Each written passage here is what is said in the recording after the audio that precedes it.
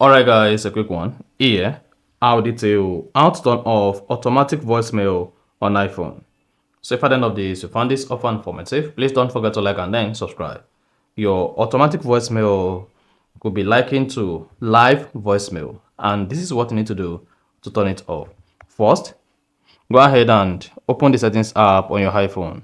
Then on the settings, scroll down, locate and click on apps. Now scroll down apps and click on the phone app. So just scroll down until you get to the phone app and then select it.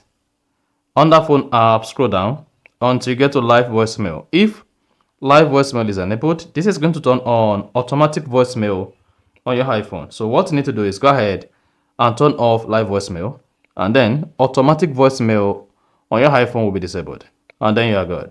So that's exactly how to turn off automatic voicemail on your iPhone. If you found this offer informative, please don't forget to like and then subscribe.